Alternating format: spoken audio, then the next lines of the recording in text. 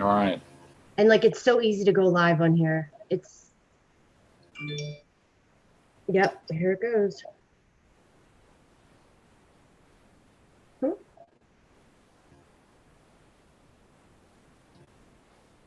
right. Yeah, we're live. Just give me 1 sec so I can have the comments up too. All right. And like, it's so easy to go live on here. Okay.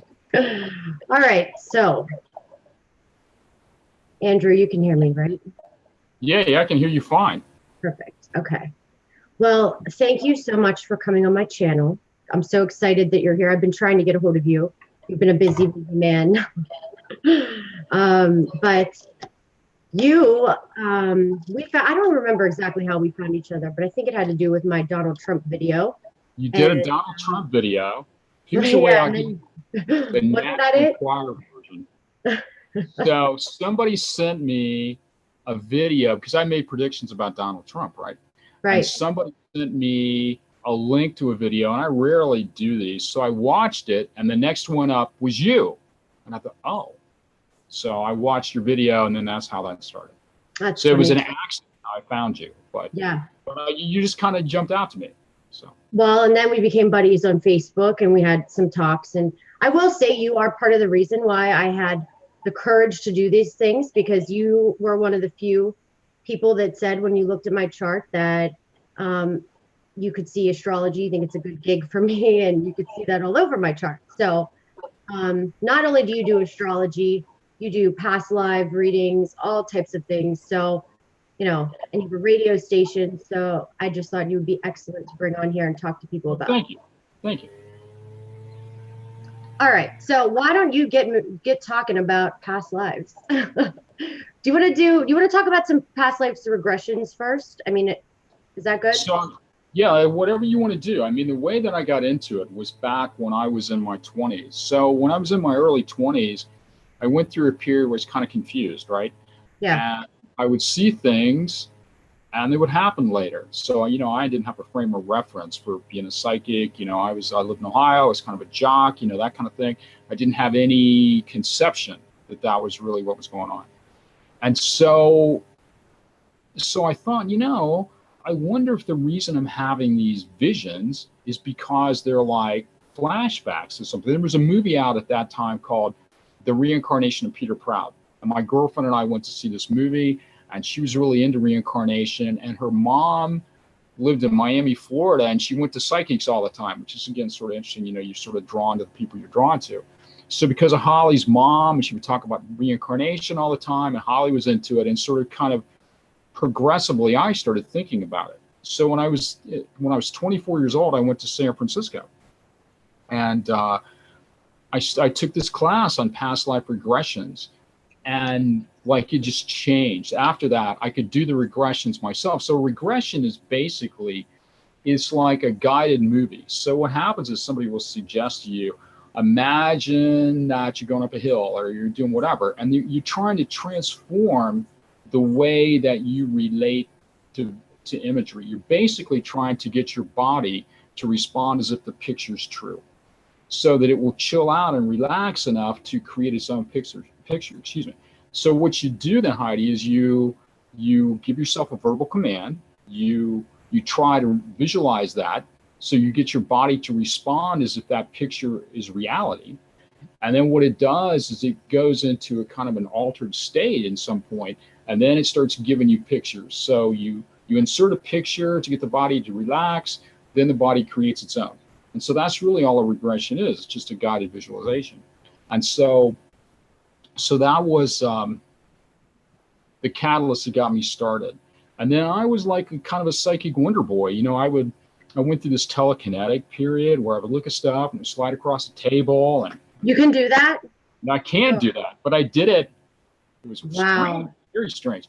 I mean, it wasn't like something that you wanted to do, right? But so there was a period in 1979 and 1980 where I had that. I was just very electrical. So who knows? Yeah, well, that's all over your chart for sure. Well, my chart's kind of weird, but then your chart's kind of weird too. So that's yeah, we both have weird charts. But I think it's just amazing that you can do it. I used to do past life regressions to myself, and I would tape myself in case I fell asleep, because a lot of times I'd fall asleep. And a few of the times I was walking around like this desert in a red sari. I don't know if it was a sari, but it was some red, outfit. And I was in a desert, and this was really, I wasn't really that into astrology at this point. So I guess I started with that because I used to do self-hypnosises to go to sleep. And somehow I got on a past life regression one. And I was carrying around this basket, and in the basket, and I was just walking around the desert. Like, it was so weird. And I don't really remember much about it. But this man who was in like an army suit guided me through. So, I didn't even watch the videos because I ended up having it on too dark. So I couldn't even see what I did. But that's all I really remembered about it. But, I think it's so important to do, especially it can really help you get over some of your, demons. Do you think so? Yeah, I think so, absolutely. And there are a lot of, really the reason you look at past lives is to try to understand why you process things and the way you process it. So if you think about reincarnation, there has to be something that reincarnates, right? Well, typically what's really, in my opinion, what's reincarnating is an emotional style. It's a predisposition to process things in a certain way. And so you may have certain types of phobias, certain types of things that trigger you, right? And this may be result of your childhood, but it also may be result of experiences you've had prior to your childhood. So, Right. so think of it like this, Heidi. So you have a style, you have a certain kind of frame of reference for how you might process something. So you have an experience as a 5-year-old. That experience has a certain framework that it's going to be experienced within. And so from a Freudian standpoint, we might say that there's a fixation when you're 5, but at the same time, we could look at perhaps there's a precedent for it based on a style that you've had over and over and over. So past life regression, you can use past life regression as a catalyst for people to release that. I mean, if you understand the inception point, the root cause, you have a chance to let it go. So that's one of the beauties from a therapeutic standpoint of why you might do past life regression. Yeah. And do you think, obviously we both believe in reincarnation. And do you have any specific books or videos or anything? I think you sent me some videos, but that you advise giving that, are good. Well, there are a lot of really powerful books. Like I wrote a book. Do you do that to people? Do people get regression sessions from you? Most of the stuff that I do is as a psychic, so if I do a regression, you tend to do those live. Most of the work that I do now is over the phone because I live in Ohio. If I go someplace, like I may be going to New York City this summer, if I go there, then I'll be in a space where I think for regression, it's much better to do them where you can see them because people sometimes have an emotional reaction. Most of the stuff that I do now is as a clairvoyant, but I'm trying to think of some of the best books. Like Brian Weiss has good books. Adrian Finkelstein has good books. I think that I studied with a woman by the name of Helen Wamball a long time ago. She's been dead forever. Tara Sutphin is a good friend of mine. She has books on reincarnation.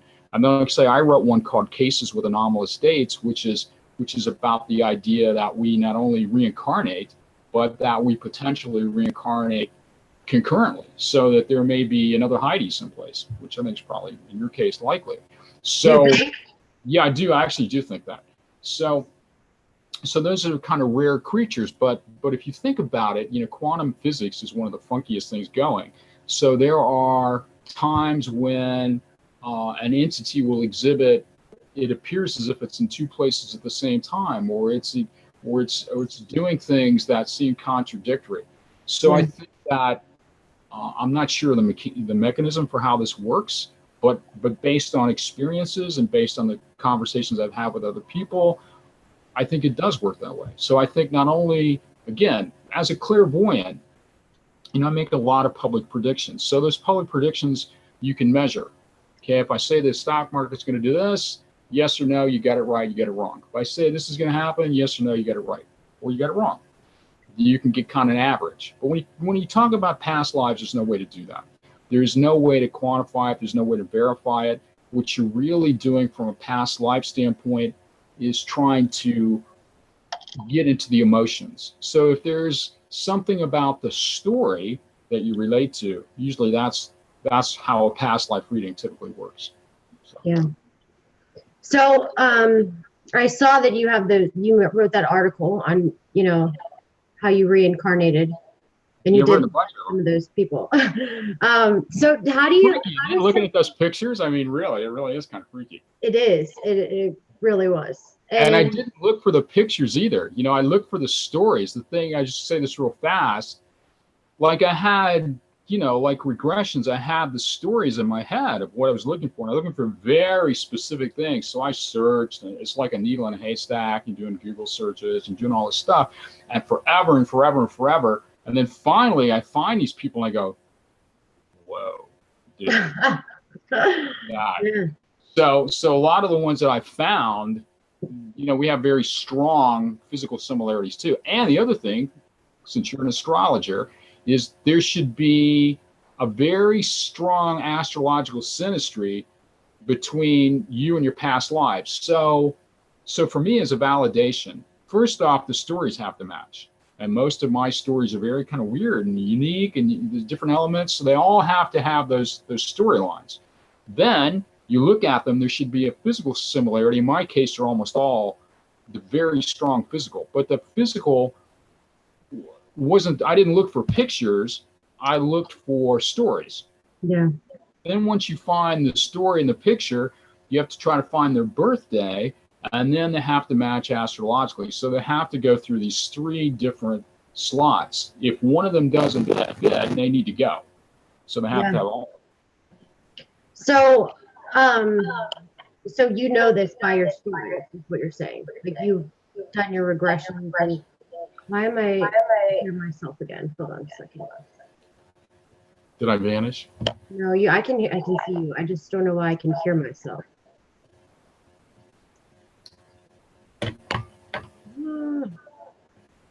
Does everybody hear an echo? No, I don't hear an echo. Am I echoing? No, I am. Again, like it was last time. It's one of my other lives talking. I don't know what's going on. Did you hit something with the audio? I'm hands-free. I'm a frigid. So you're the Zoom queen. I'm a Zoom virgin. It's when I talk to me. God, this is so annoying. Technology. Yeah, you can hear an echo. Designed to torment you under the guise of a labor saving. No. All right, it stopped. No, it didn't. Cosmic sound. All right, it stopped. See, it's concurrent lifetime. It's trying to. I always have a glitch. Heidi, that's what it has to be. Oh my. Okay, so what else were we talking about? You're the interviewer. I know. Where did we just leave off? I got disrupted. We left off in how I talked about, identified past lives, that there has to be the story element. In order to have a story element, you have to have some sort of recollection prior to that story, right? Then you look for the story, and then you do, like for me, I'll try to do searches with different variables, and if I find candidates, then if there's a picture of them, praise God, thank you.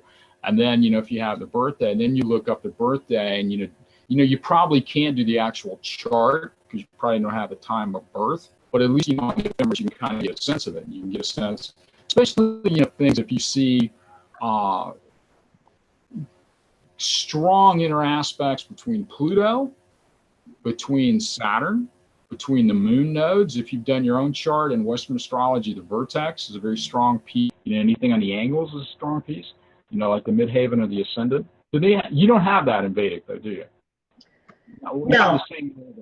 Not in the same way. And that's a great discussion we should kind of have. Is I go by the houses. Like I would say a 12th house would be like a lot of past lives. And I would say the Mhm. nodes, K2, and because K2 is your past life, it's North Node, South Node, right? Mhm. So they, in my opinion, have a lot of influence in a lot of spiritual stuff. So, K2 in the 12th, K2 in the first, maybe K2 in the eighth. That's definitely going to be something that would make somebody be interested into it. And certain nakshatras that I think personally, like MAGA, um, maybe past life traveling, time traveling. So I definitely see it in charts, but not through angles and stuff. But that's a great subject because I'm not very good with outer planets. Like I know what they mean, kind of, right? But would you mind giving us like a little tutorial on how you see Uranus, Neptune, and Pluto in charts and what you kind of do with them? Yeah, sure. So what you're really looking for when you're looking at comparing astrological charts between, like, if you were looking at a potential partner, right? So a lot of times people ask, I'm dating this guy, I'm dating this woman, what do you think the potential is? So there's a branch of astrology called synastry. So Right. synastry, the comparison. So what you're really looking for when you do comparisons is you're looking for an intensity level, and that intensity level is going to be delineated through the degree measures. So like I have Pluto at 25 degrees Leo. So if someone else had a planet, let's say Venus, at 25 or 26 or 24 degrees Leo, we would look at that as a pretty, intense kind of thing. And so you're looking at the totality of those inner aspects.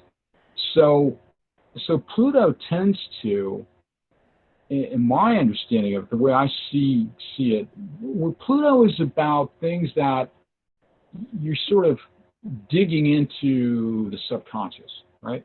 Uranus is typically about lightning kinds of things. Uranus is like sudden movements. Neptune is a much dreamier kind of thing. Neptune relates to the 12th house in Western astrology, it relates to Pisces. There's a sense of, it's also about this connection to the subconscious, to the hidden, to the mystical, to the dreaming, drugs, you Drugs, I know, was going to say, yeah. so oftentimes we think of as being Neptunian. So when you look at, and they also go really slow, right? So you may have a very profound aspect, like a trine or an opposition or something, with one of these outer planets with a past life, right? So the past life may have a very tight, inner aspect with your chart. And so when you're looking at soulmate types of relationships, when you're looking at potentials, you're trying to find basically the zip codes of the planets because they all have a degree measure, and you're trying to see as closely as possible how those degree measures, the specifics, like 23 degrees Cancer and how that relates to 23 degrees Scorpio or 23 degrees Pisces, or those kinds of things. You're looking at that tightness of the inner aspects, the angles. The more precise they are, the more intense, and then you're sort of taking a collection of that. The astrology is like an evolutionary seed, right? So you come in as a baby, you have a blueprint, and the way I look at astrology is it's like a cocktail party. So all the planets, they have certain kinds of personalities. So they're all gathered at this cocktail party. And they have certain things that they're happier about and certain things that they relate to better than others. So Mars has a very specific kind of style. So my Mars is in Aries, so my Mars is happy, right? Maybe some of the other planets are not happy. But if Mars was in Virgo, perhaps, then he would be more restrained. Or So, Cancer. yeah, Cancer, absolutely. So you look at where the planets are, if they seem to be wearing clothes that suit them, and how they get along with the other people at the party. And so there's also a timing element within astrology too. So there's an evolutionary seed, and like anything, if you plant a seed, for a flower or a tree, whatever, it has a certain growth pattern. We can see within astrology One of the ways in which you do that is through progressions, right? So there's a spatial relationship between planets. So if you have Mars and Neptune 37 degrees apart, we're going to build a case that when you're 37 years old, you're going to have some sort of external event that is going to be a clarification of that Mars-Neptune energy. And based on where it is, where Mars is, where Neptune is, how they all interact with other things, we have a pretty good idea what that's likely to be. So there is a kind of a clock built in. You probably see the same thing in Vedic. There's a clock built in for how that seed is going to unfold. Again, I hope it answers your question too. Yeah, and I've noticed, like when I notice you definitely can use it in compatibilities, because that's one of the main things. And you can see if it's a past life relationship all day long on that. I agree. And I think the main things to look for are the nodes on outer planets. The nodes I use the outer planets. Do I use them to predict events? No. Or like talk to people about sometimes I'll use it if I see it like really prominent, like it is in mine, the Uranus in my first house, all that craziness in my first house with Mars and all that stuff. And, I'll use it if it's very prominent, but I don't use it for transits because, for me, I don't know how to use them for transits. I think, do you use them more for events like predictions worldwide, globally? Well, I tend to do most of my stuff just I see it in my head and I just say it. But when you look at it, that's just me, right? Yeah. But there's there is a transit. So let's talk about what a transit is and what a progression is. A transit's where things are right now. So the transit is, Pluto's in Capricorn and Saturn's in Sagittarius, and they're moving around. So we look out the window, and that's where they're at. So some transits are going to be intense, and some transits are not going to be intense. And so why is it going to be intense for one person, not so intense for the other? Because a transit, if it's going to have any impact, has to have something that it is connected to. And that thing is connected to is the original chart. It's the natal chart. So certain transits, like in my chart, maybe this is really hitting it, Like I remember right after my daughter died, when I lived in California, I saw Saturn was crossing my fourth house cusp and was going to conjunct Pluto. And I thought, this can't be good. This can't be a good thing.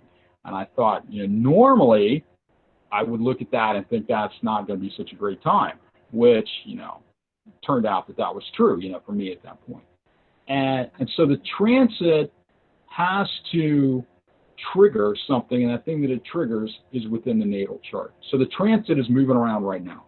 A progression is a spatial relationship dynamic that's already camped in the chart itself.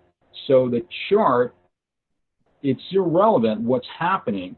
The chart already knows that it's going to tick, tick, tick, tick, tick, tick around the wheel, and it's going to have certain kinds of things that happen because it needs those things to happen in order for the potentiality of the person to be expressed. Okay, I'm just pulling up my chart real quick, okay, because I'm curious about the progressions, because I have that on my software that can allow me to see the progressions, right? And the way I see them. Are you doing it in Vedic or Western? If you're talking. I'll swap it over to Western just so, because I know. You're the Vedic astrologer in the family, Heidi. I don't. I know, but let's we'll make it the other way, because I don't know how to read it, so I'm curious. I'm just going to bring it up. You've got glasses on if you show it, so I can see what it says. Oh, okay. Why don't I do that? Yeah, let's share my screen, and then we'll just do it that way. Yeah, because then I can tell you what's happening.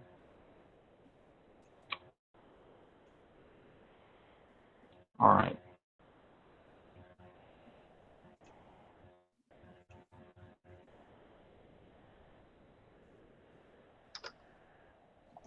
So many. I have 5 computer screens right now heading on me. Sorry, so I get confused.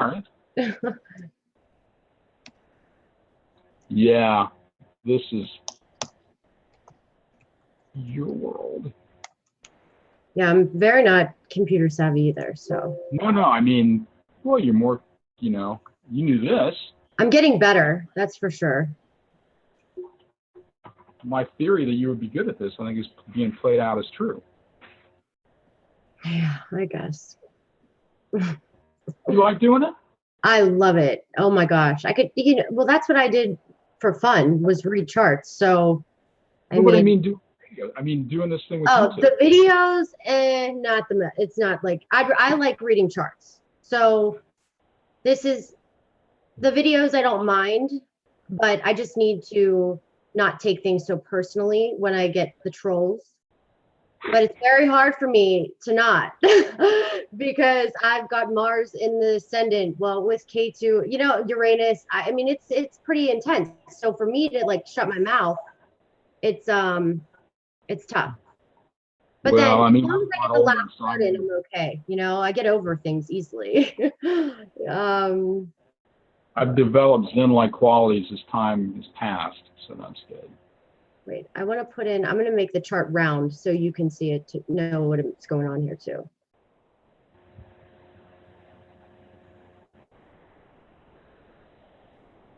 I should take my glasses off. Don't worry, watch this. We'll just.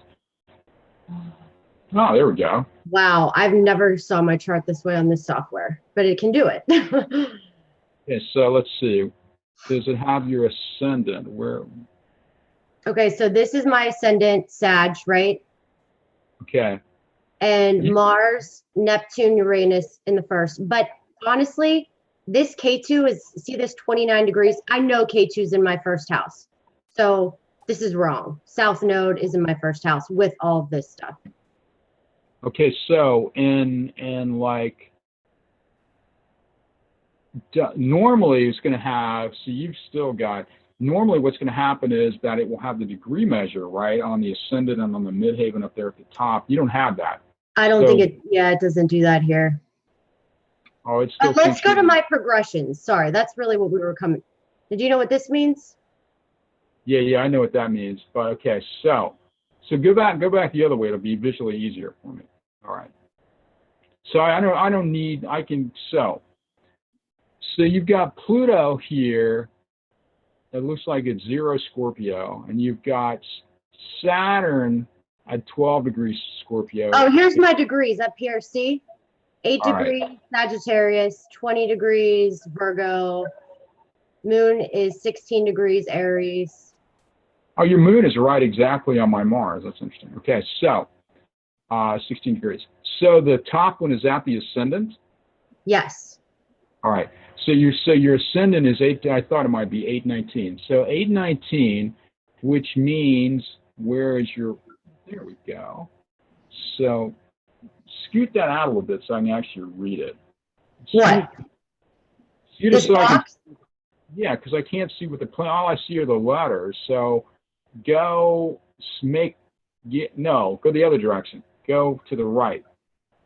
Yeah, and make the first line. I want to see what the planets are. And there we go. I want to see what that actually says. Okay. And I still don't know because it's like abbreviated. I know. That's what. Okay, so the sun, my sun's Virgo. The moon is in Aries. This is Western. I'll go over here. So I know you have an 8 degrees. So here's the thing. You would build a case, and the KE, that's the moon node. Is that right?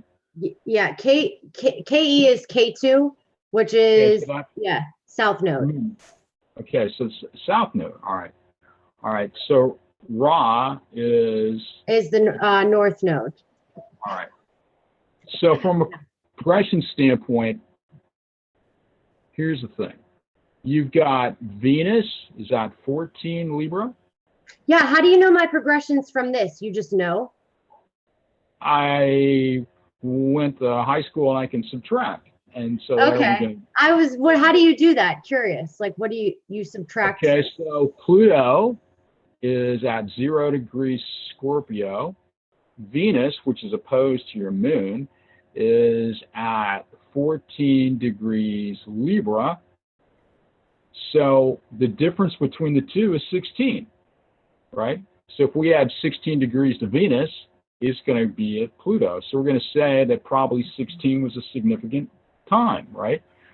So 16 would probably have something to do with the way in which you express your Venus energy. There would probably be a transformation, a change. You could have had a lot of things. 16-year-old girl in high school, a lot of things could happen. So we would say that there is a 16, that 16 is the time in which you are expressing the relationship between Venus and Pluto. So your sun is what, 20 degrees Virgo? Am I reading that correctly? Yeah, 20 Yes. degrees Virgo. So there is a 24-degree difference between the sun and Venus. So Venus has got a lot going on for your chart, right? So then we would build a case that you've had some sort of experience that's significant when you're 16, another significant experience when you're 24. Hell yeah, 24 things. Yeah. Was 24, I would assume, would be a significant thing in terms of relationship. Is that true? Yeah, I think I got married 5/7/2010. So I was around that age, engaged right before. But I was engaged to another person before that. Pretty. Yeah. All right. So yeah, for sure. There was all kinds of things going on. So the progression, one way of doing progressions is that you simply look at the degrees difference. I'm going to say that the relationship prior to the marriage is the most transformative, and probably because, that's the one that's triggering this, right? So in that time frame, 24 is the time that you are going through a transformation in terms of how you're processing your self-esteem as it relates to relationships. I mean, that's, again, you're looking at Sun, Venus. What are the signatures? How do you look at what that potentially means? So Mercury is where, I can't tell, this is so close. Is it 2 degrees Virgo? Is that what that says? Mercury is 2. Yeah, 2. Okay. So it's 18 degrees from the sun. So you got a lot going on, but from teenage to early 20s, you have a very, there's a lot happening. So from the time you're 16 until you're 24, you're probably getting a lot of feedback, you're getting a lot of external things happening. And so those external things happening are transforming the way you see yourself, and by transforming the way you see yourself, it's transforming the choices that you make. So between 16 and 24, your sense of who you are is different, right? I mean, it's being bam, bam, bam. So, yeah. Okay, so let's see. But then after my divorce, now everything, I'm a totally different person. Like, I mean, I'm talking, I think I would say that's where I was very confused, right? So then after the divorce, boom, I found astrology, my life changed. So you're what now, 32? Is that right? Am I reading this correctly? Yeah 32. Okay. All right. So now you have, there's a 42-degree difference between Mercury and Venus, so that's going to be also very significant. So let's just take Venus and follow it around the chart here. So 28 is when Venus hits Saturn. I'm going to say that 28 was not a happy time for you. One of the worst years of my life. Yeah, that was tough. So Venus hits Saturn by regression at pretty much 28 and a half. So that would be probably the spring of 2003, right around there. Okay. 2003? I mean, that's 28 and a half. So again, you look at, you give it a year either way.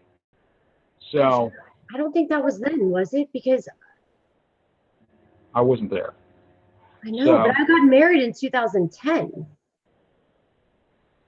So I thought I was 20. Oh, maybe, I'm sorry. So 14, it's 2013. Okay, I was like, wait, there's no way. That's too long. just bragged that I could actually add and subtract, and I can't. All right, so it's going to be spring of 2013. All right. Oh yeah, that was rough. And that was when I hit my Saturn return too in Vedic. So exact. Well, I mean, yeah. So it's also, I mean, you're getting a double whammy because you have Venus at 28 and a half. Usually Saturn return is like 29 and a half. So you're going to say that 2013, 2014 kind of probably sucked a little bit, I would think. More than so, sucked. All right. But from a progression standpoint, that's one of the ways in which you do it, right? Yeah. So we should, so think of it like this. So your evolution, right? So maybe had you stayed married, you wouldn't have gone through this transformation. Maybe you wouldn't be an astrologer. Maybe you wouldn't have the experience that you're having. And also that 4-year period between really the time that you were engaged to the first guy, got married and got divorced, or had the, whatever sort of, problems you may have had within that marriage, that's changing you. I'm going to say that between when you're 23, you're a lot different than when you're 29, and it's not just the normal 23 to 29 that you've had stuff. Right? So you've had stuff within that period, and as you come out the other side, then you're different. And I think that, anyway, that's kind of the shorthand, and I don't mean to beat on Venus, but you can see all these planets up here together, so it's relatively easier for me to do the math. Yeah, well, in Western or in Vedic way, my Venus is in Virgo and it's debilitated, right? So, because I'm a Scorpio ascendant, and then I can see it both ways, which is why I follow my transits both ways. I think you just can never. It just confirms like one way and the other way. I just click better when I read charts to. Yeah, because I think Vedics, we sort of, I went back and forth with this. I didn't really know much about Vedic astrology. I thought what she did was really interesting, really fascinating. That was one of the things that attracted me when I saw that video. I thought, wow, I don't know how she did that. That's really pretty cool. Because, I had made very public predictions about, Donald Trump all along. And so, that's why people send me all this. Oh, my God, this person said this, and it's what you said or what you did, whatever. So interesting. Well, that's good to know. That's definitely just because I do, I think everybody should learn Vedic, and I think it's not bad to learn both. I don't think it's like there's a big debate. People have debates and fights and all that stuff, but it's really how you understand astrology. For me, I totally related better to Vedic. That's just, and so speaking of past lives, I know for a fact I lived in India in a past life. I'm 100% positive. And why? Because of, not only the Indian astrology, everything about Indian, like the music, that's how you tell. The music, the food, the architecture, the furniture. Everything. Furniture is a really interesting clue, I think, to past lives. And so that's something called karmic resonance. So if you're relating to a lot of things that are, Indian, because you see them, you have a response, and that's why I went to California to be a model. It's ridiculous, the whole thing, and why I went to San Francisco is insane. But it was because it was like God tricking me to get me to San Francisco. Right? I should have either gone to New York or LA, but I'll pick a middle one and go to San Francisco. There's no reason to go to San Francisco, but that was where all the psychics were, and that's why I ended up there.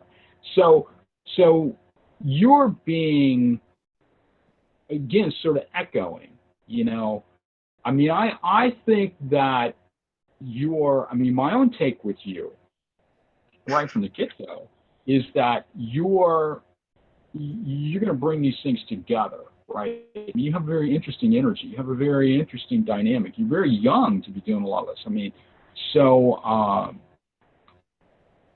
It takes time. I was 32 when I became a professional astrologer. When I became a professional psychic, I was 32 years old. So, and that was a total accident why I did that. And I would have probably never done it, but I went, to get something to drink and walked into a bookstore, and there were a bunch of really beautiful women there, and I wanted to show off and started talking to them. The next thing I knew, I was on the radio. It kind of is the truth. It kind of worked out just like that, and I would have never done it if I hadn't been trying to, say hi. So you're 32, and I think that's a very powerful age for you. But the Indian thing, sure, I can see that. I mean, I think you and I both have a very strong kind of Middle Eastern kind of energy. I mean, I think there's a real strong past life energy to that whole area. You know, Central Asia, the Kazakhstan, and all that stuff, as well as India, Kashmir. You know.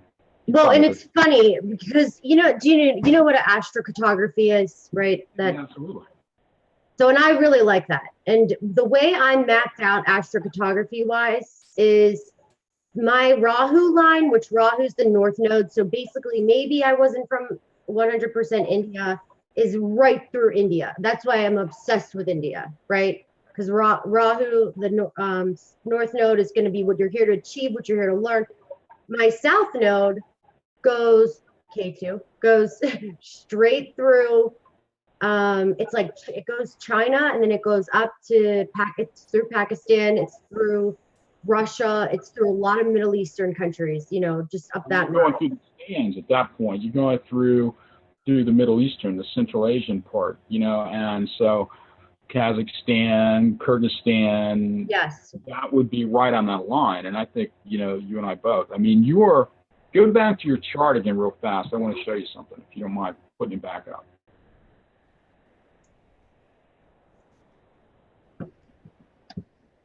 All right. So your Jupiter is at 3 degrees Capricorn. Now your rising sign in Western is Sagittarius, which means that Jupiter is the ruler of your chart. Right. So you have Jupiter here in the second house. I have Jupiter in the second house as well. But Jupiter in the second house is actually very positive. But the thing that's interesting about your Jupiter is that it is exactly almost to the second on my north node. So my north node is 3 degrees Capricorn in Western astrology. Can I pull your chart up? Yeah. I'll give it to you. It's, if you need to. Do you have it, or you want me to give you? I don't have it in this computer because this one is this is kind of newer. All right. So it's February 6th, 1955. 1:22 p.m. 1:38. And what city? Hamilton, Ohio. That's right.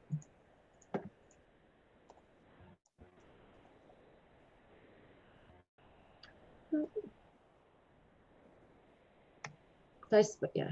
Is that Butler, Monroe? Butler County. Yeah, I don't know why they have two. Yeah, you want the one that says Butler.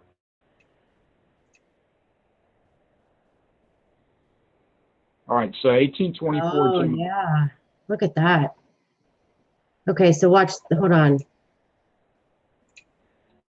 I can put our planets together on this. Yeah, so we'll synastry each other. So it's using a different. It's using the true node. I go, you know, with the other node. Okay, so, let me fix that. I'll fix that. I can change that. It doesn't make a difference. It's only 1 degree difference. But well, you know what? That degree changes my K2 in my first.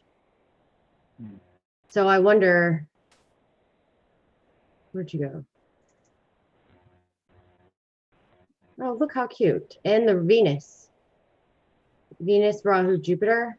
Oh, wait, so we got to go to.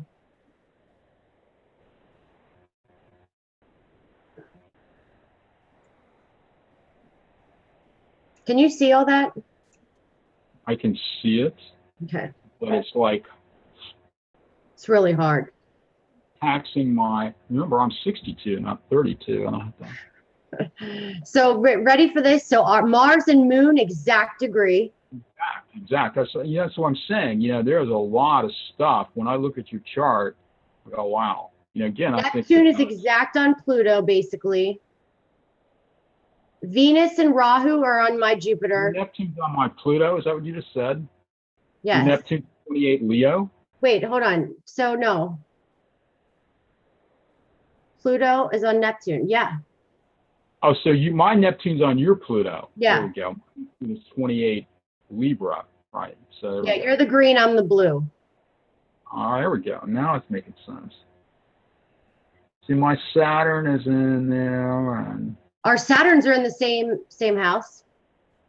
Yeah. I mean, there's a bunch of stuff, and your Saturn is right on my vertex, which is a whole nother thing. What's So, that? so the vertex is kind of like when you look at the vertex, there's an anti-vertex, just like there's a north node and a south node. And I don't know how they come up with it. It's some elliptical thing. You know, there's some formula to do it. But you tend to look at, when you see people that have strong aspects to your vertex, I mean, I could do your chart, but I'm too, you know, if I may have your chart, who knows. But that's also kind of a karmic thing. So having your Jupiter on my north node is, to me, kind of karmic, and having the moon on the Mars. I mean, there's a lot, yeah. So real quick, so I just switched, say composite, right? I clicked on this. Your life, who knows? What's going on with the composite? Like, how do you read this? Well, I mean, I have a, you know, visually, so you have a different visual, but like if you just put yours back, because I know mine, like I can read it, yours, you know, just go back to yours, and it'll save me the anxiety of trying to. Okay, well, isn't that mine? Brain into trying to understand your software. Yeah. Is this my chart? No, go back. I'm pointing. Wait. Click. That's all right. I don't know how to work that. What is it? Chart. Okay, go back to my chart. Just my normal chart? Just go back to your normal chart. Okay. There we go. All right. So I can tell you right off, you know, what's, I mean, the most obvious thing is you have your Jupiter's on my north node, right? Your Neptune is pretty much on my Venus, you know, and it's because my Venus is 0 degrees Capricorn. So your Pluto is in a different sign, but it's 2 degrees from my Neptune. Your Neptune is in a different sign, but it's 2 degrees from my Venus. Your Jupiter is parked right on my north node. Your Saturn is parked right on my vertex. Your Venus is opposite my Mars. Your Moon is on my Mars. So we knew each other in a past life, for sure. Your Mars is pretty much right on my descendant. So it's, you know, it's right on my part of fortune. Yeah, there's a lot. So, and there's a lot of stuff that's trine, and there's a lot. There's a lot of stuff here. So if you were comparing this, right? So the comparison, you would say that because they're so close and so many, the degree angles being so much, you know, 16 Aries, Moon Mars is in, you know, that's a pretty powerful one right there. Jupiter on the north node, that's a pretty powerful one right there already. I'm like, okay, there's it. But what you're doing is you're looking at the number. You're looking at the number of planetary, you know, hits, and then you're looking at the closeness of those hits and the type of hits, right? So you got a bunch of conjunctions and oppositions right from jump. You go, oh, okay, this is intense. You know, this is powerful. I would say, I mean, I knew this within 30 seconds of watching your video with that guy when you were doing the thing about Trump. I go, this woman and I kind of know her, you know, and when you charts, you know. Yeah, and then we first talked like that first time. It was like we've known each other for years. Yeah. So, I mean, you could build a very strong case from looking at this that there's you could build a really strong case. There is a potential karmic tie. Sure. All right. Can I show you what Vedic way? Yeah, sure. And then you have to do it because I'll be like, I'm going to have to show you how I would do a compatibility reading. Okay, hold on. I mean, obviously, this is like, you know, not like a romantic compatibility, but there's definite, you know, synergy. Again, more like a parent child kind of thing, more like. I do this with everybody that I know, like bosses, you know, I mean, just you can do it with friends. Okay, so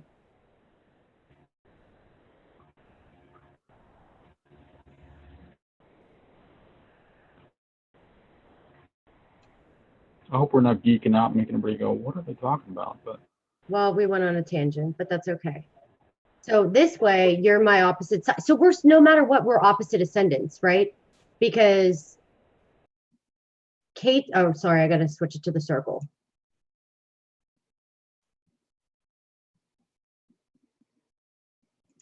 Oh, shoot.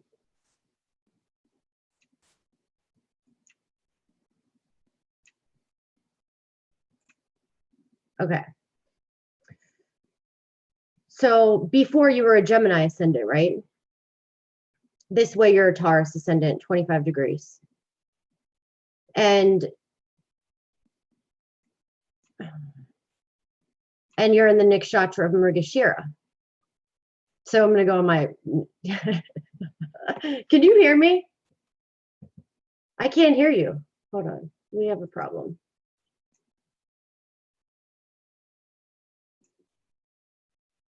I can't hear you. Can you hear me? I can't hear you. Oh, shoot. Hold on.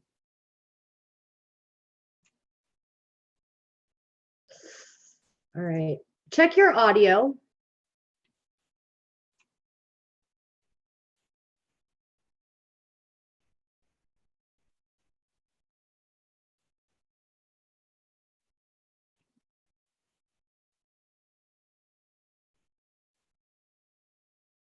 Hold on. I still can't hear you. Do you have it mute? See our faces? Like, did you hit that on accident? No.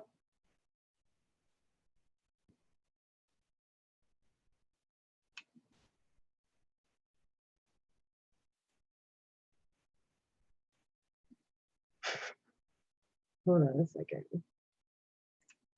Can you guys hear us?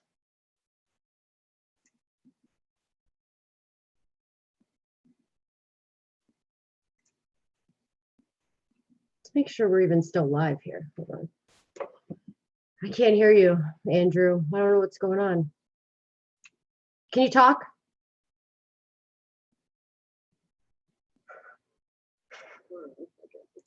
I can't. You're not here anymore. What happened to you? Shoot.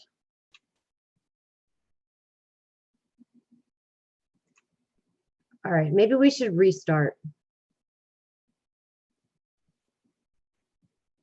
We're gonna reboot. Okay.